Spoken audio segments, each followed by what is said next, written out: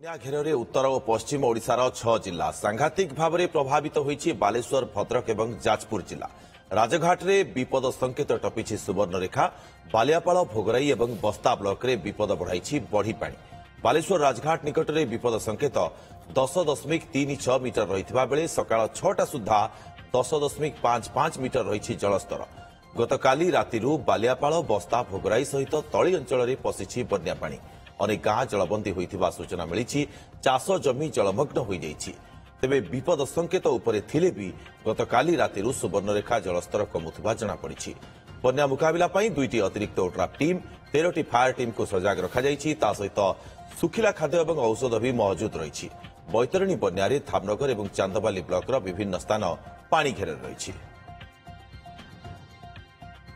पुणी जंत्रणा देउछि सुवर्णरेखा बन्या पानी घेर हजार हजार लोक।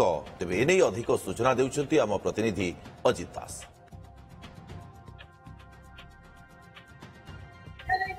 विपद संकट उपरे प्रभावित हेउछि सुवर्णरेखा नदी, जहा फल भोगराई अंचल थिबा कुलागाँ एबे बाह्य जगत विच्छिन्न होगा जाउछि एवं कुलागाँ को जीवा हेले ए देशी डंगा होउछि एक साहा भरसा। कारण जेते गाँ भितर को जीवे सेते पानी बढ़ी बढ़ी चलिबो। आम सहित जड़े ग्रामवासी अच्छा आम सीधा सड़क कथा देखी पारे 3 फुट आड़े पानी बर्तन आसिलानी और से देशी डंगार से घर को जाऊँ।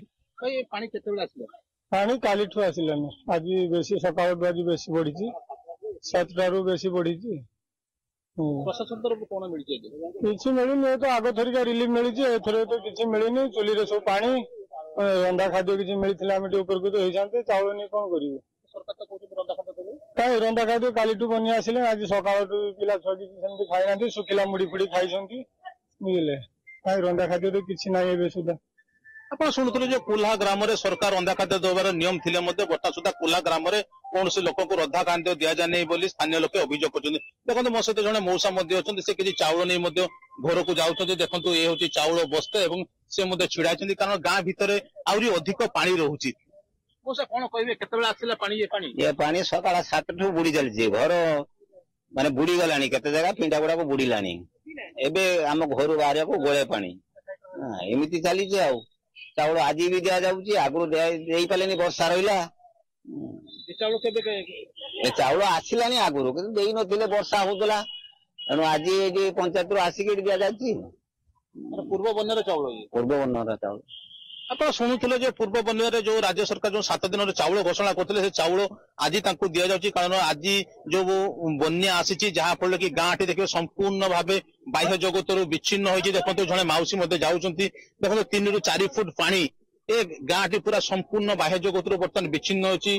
गाँ टी हूँ बालेश्वर जिला भोगराई ब्लॉक कुंभीरगढ़ी पंचायत। देखो देशी डंगा हूँ यार साहा भरोसा। कारण जिते पानी बढ़ो ए गाँ लोकर दुर्दशा सेते दिन को दिन बढ़ो एवं यह पानी घेर पानी छाड़िया 3 ରୁ 4 दिन समय लगे।